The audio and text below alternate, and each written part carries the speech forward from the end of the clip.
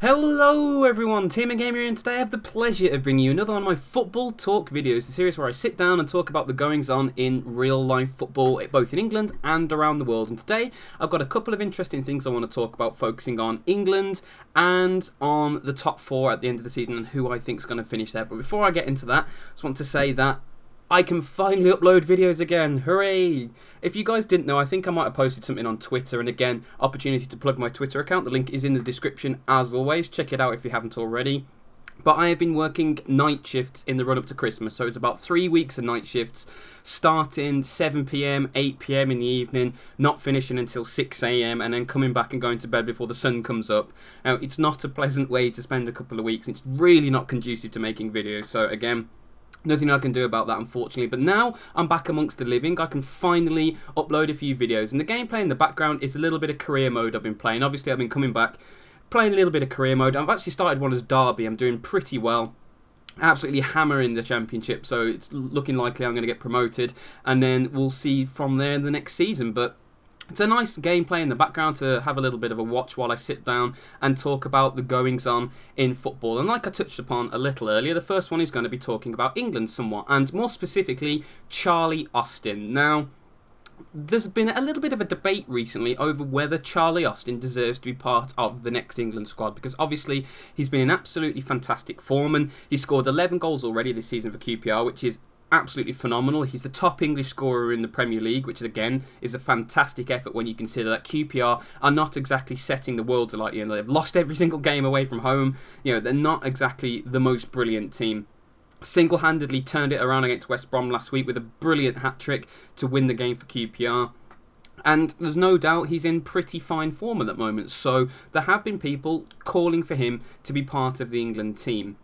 And right now, I'd have to say he should get into the squad because, like I've mentioned already, scored a lot of goals in a very, very average side, top English goal scorer in the division.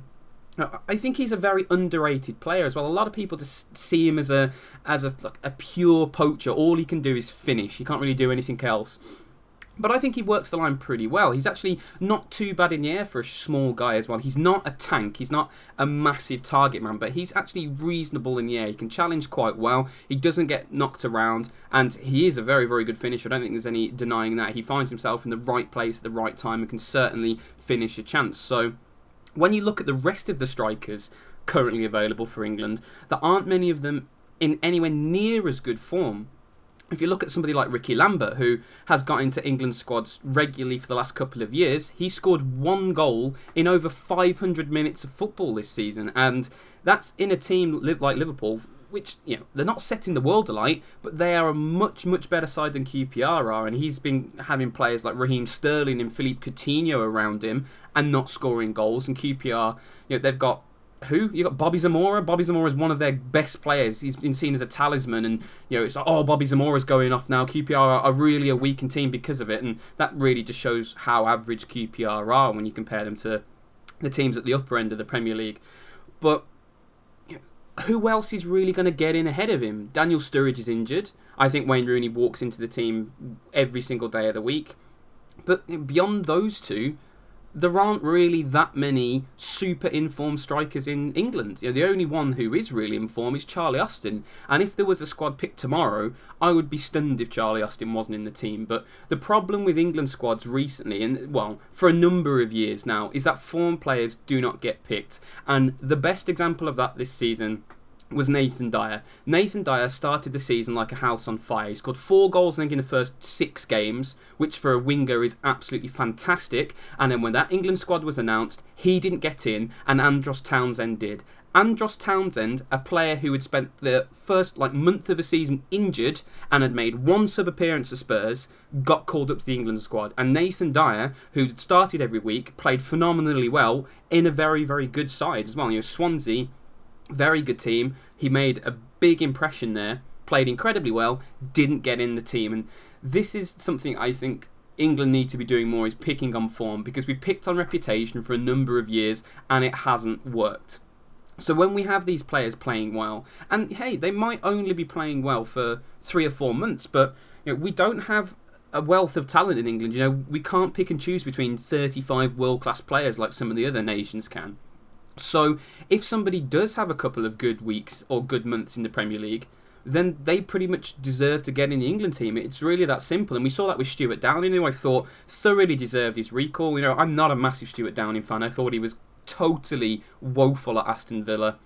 He had a great start to his career at Borough, who moved to Villa, okay, moved to Liverpool, pretty poor, moved to West Ham, nothing really happened in the first couple of years, but this season he's been pretty magnificent and thoroughly deserved his recall. I want to see that more often. I want to see the players who play well in the Premier League, especially at the smaller clubs as well. This is something I think really does stand against players.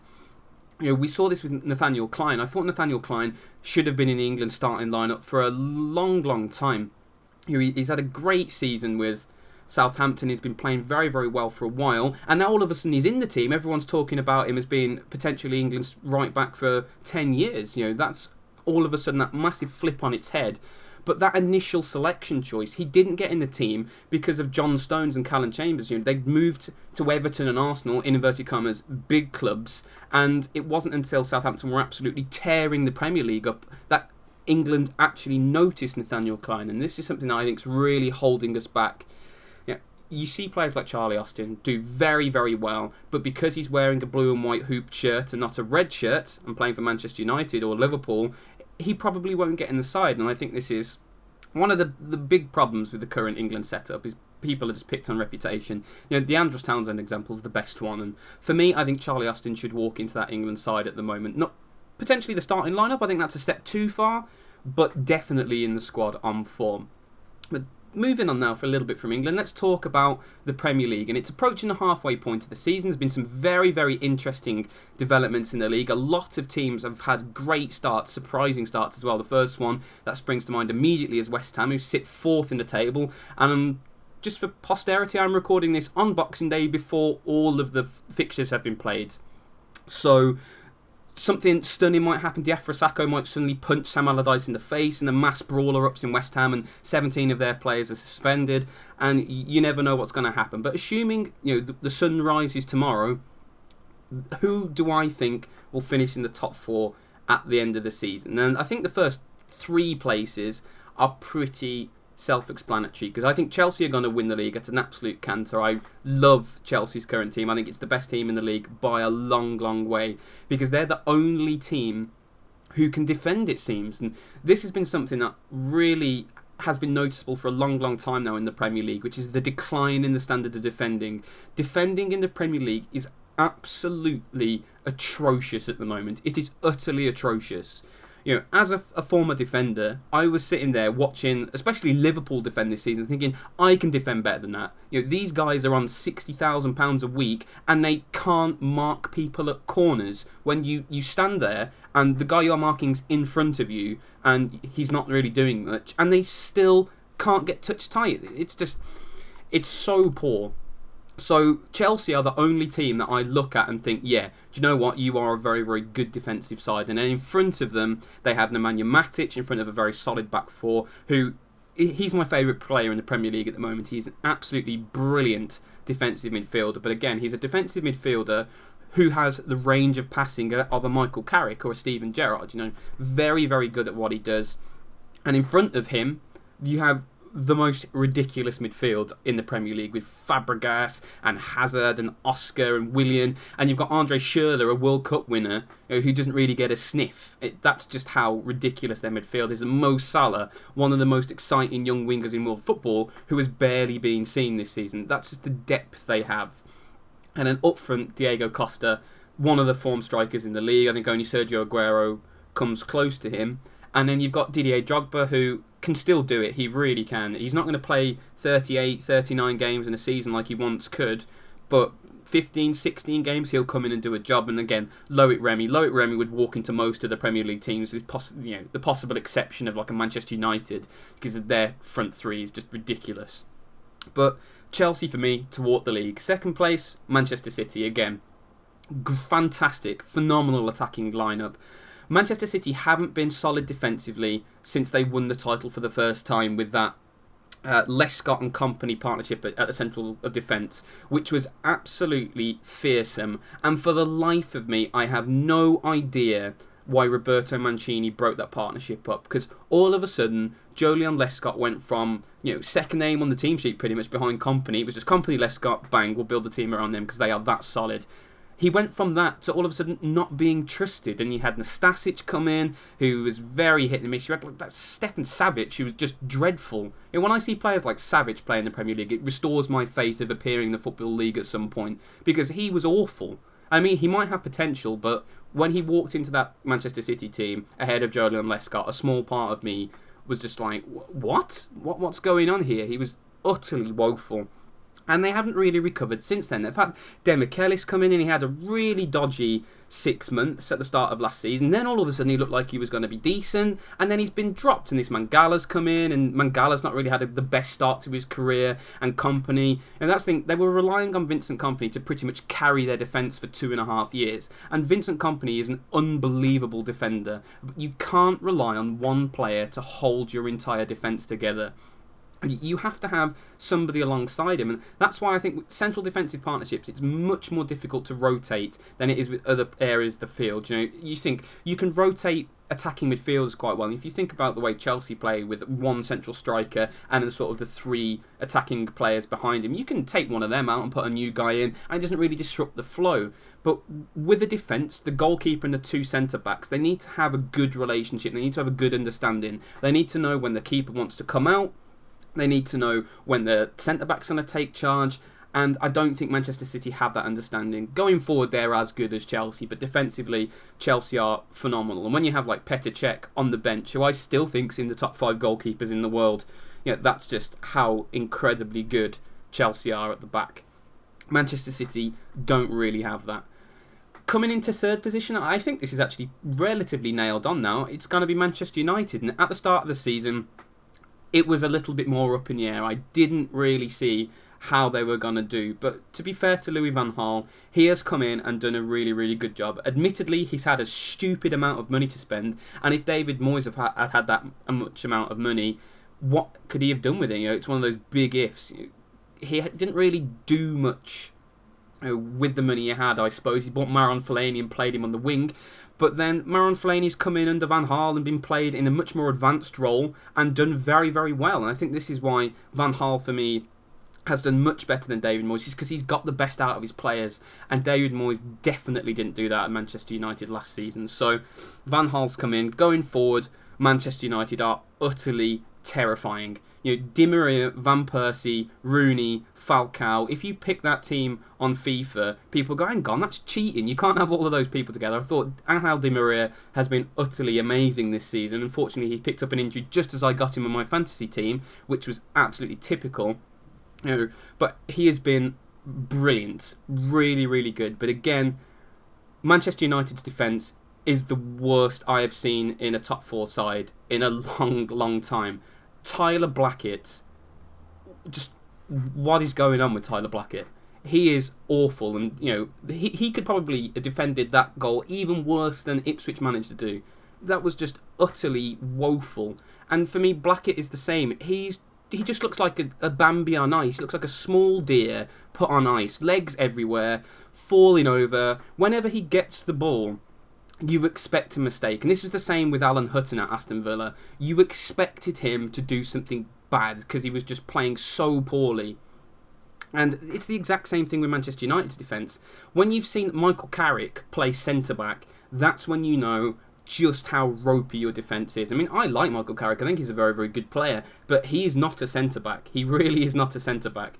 So, again, Manchester United's defence is utterly awful. It's absolutely awful. I mean, Manchester City's is shaky. Manchester United's is awful. And that's why I think they should come in 3rd behind Manchester City. Below those guys, there is a really, really interesting battle for the top 4, because if you look at the table right now, currently West Ham occupy it, again after their incredible start to the season, 31 points after 17 games, 9 wins, very, very good. The Diafra Sakho and Enner Valencia partnership there has worked absolute wonders for West Ham, and they are banging in goals left, right and centre. Beneath them, Southampton on 29 points. Again, they've had a great start to the season. They lost those 4 games in a row recently, to stall their incredible progress. But again, they are still massively overachieving. They've done fantastically well, considering they've lost a huge number of their star players. You know, the Lallanas, the Lamberts of this world have left the club. They brought a lot of players in, the Tadiches, the Pellas, who've really done very, very well. You know, Schneidlin and Wanyama in midfield have been excellent. They've got a lot of players in there who, you know, it was a little bit of a gamble whether they were going to work, but it's melded together under great manager in Ronald Koeman. And again, I think they are a legitimate threat for the top 4 now. And then below them, 2 perhaps more established clubs at the top of the Premier League, Arsenal and Spurs, both sitting on 27 points. Again, I think Mauricio Pochettino is doing a great job at Spurs, because for me, Spurs are one of the most frustrating teams in the Premier League. The way they go through managers is utterly ridiculous. And when you think that Daniel Levy's the guy who makes all of these signings, they've got this ridiculous director of football position. You know, they're in a situation where players are getting signed over the head of the manager, and that is never, ever conducive to success. And Pochettino's come in with a lot of players who perhaps he doesn't like, with a lot of players who underperformed pretty badly last season. I'm looking at Nacer Chadli and all these guys that were bought in for a lot of money after Gareth Bale was sold to Madrid and didn't really accomplish much. But he again has got the best out of his team.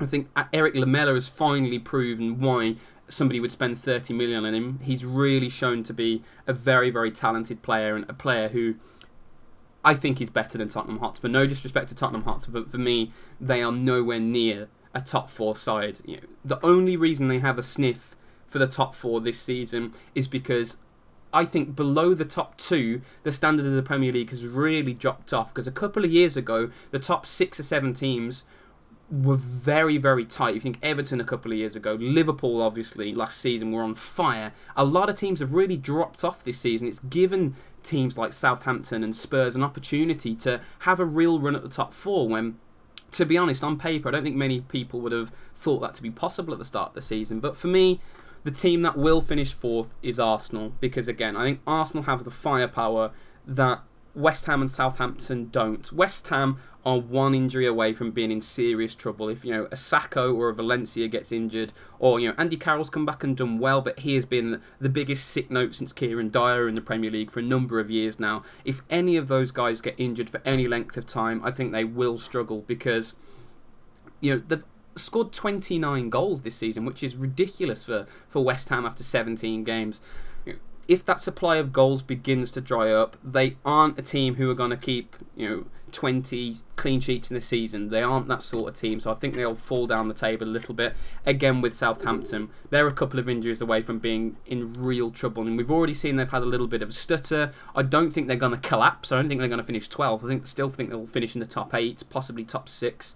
But for me, Arsenal are the team who are going to finish 4th. When you've got a player like Alexis Sanchez in that team, when you've got players like Theo Walcott coming back from injury, Ramsey, Oxlade-Chamberlain, Santi Cazorla, again, those players are fantastic. Again, pretty common theme with a lot of teams in the Premier League. Their defence is utterly abysmal. You know, for somebody who's like 6 foot crikey, Per Mertesacker is the worst aerial centre-back I have ever seen. If you saw Martin Skirtle's goal in the draw with Liverpool last week, Mertesacker is cowering. He is like a 6'8" guy, and he is cowering at the back post. It's like, what are you doing? How can you be so bad in the air? And again, Lauren Koscielny, I think, is actually a pretty decent centre-back, but I really don't rate Per Mertesacker. And they are so thin on the ground at the back. They were having 1 injury, and Nacho Monreal was having to play centre-back, and that is just terrifying. If you're an Arsenal fan and you see Nacho Monreal roll out for you at centre-back, you ought to be terrified, because he's not a centre-back. He's not a very good full-back, never mind a centre-back, but they are so fragile at the back. They have no steel about them. They either beat teams 4-0 or they lose. There is no in-between with Arsenal. They cannot grind out results. And that's why they're going to finish 4th again, because they have the attacking talent to win the league, but they have no steel and no fight and no will to battle, which is what you need to be a better side in this league. So, once again, guys, thank you so much for watching. It is an absolute joy to wake up when it's sunny and go to bed when it's dark, and not the other way around. So hopefully now I'm back with the land of the living, I can do a few more videos for you guys. But once again, thank you so much for watching. Really hope you've enjoyed the video, and as always, have a great day.